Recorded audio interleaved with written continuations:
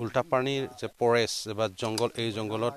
লাহে লাহে কাটি কাটি শেষ হৈছে মই দেখাব কাৰণে ইয়াত টেম্পৰাৰী ঘৰ বনাইছিল মই পুনৰ দেখাব কৰিম ইয়াত যে এটা এটাকে জংঘল যদি চাই এই জংঘলটো শেষ হৈছে আমি লাহে লাহে দেখাব কাৰণে চেষ্টা কৰিম এলিগেলি ইয়াত বসবাস কৰিছে বিভিন্ন ঠাইৰ পৰা আহিছে আমি দেখাব কাৰণে চেষ্টা কৰিম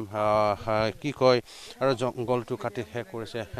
এটা ক'ত পৰা আহিছিল আৰু এই জংঘলটো কেনেকুৱা কাটিলে ক'ত ক'ত কিমান ঘৰ আহিছিল আমি ডিকেজুলিৰ পৰা আহিছে আমাৰ ঘৰ মানে নিচামাৰী সাইডত আমি মানে আমাৰ যিবিলাক আহিছে এইটো তেজপুৰত আছে আৰু ৰঙিয়া সাইডৰ আছে ডিকেজুলি এনেকা সব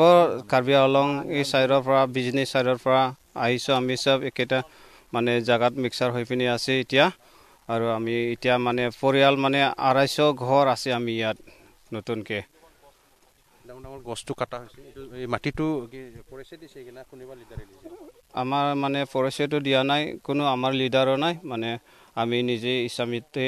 ইটো মানে আমি দখল কৰিছে কিমান বিঘা হাজাৰ বিঘা হ'ব ইয়াত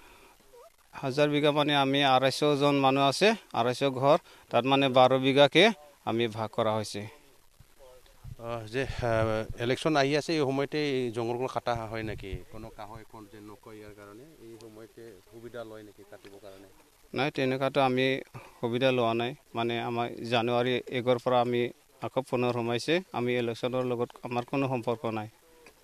মই আকৌ জানিবৰ কাৰণে চেষ্টা কৰিম হয় আছিল ৰিনয় বসুমতাৰীৰ এক বিশেষ প্ৰতিবেদন তেওঁক ধন্যবাদ জ্ঞাপন কৰিছো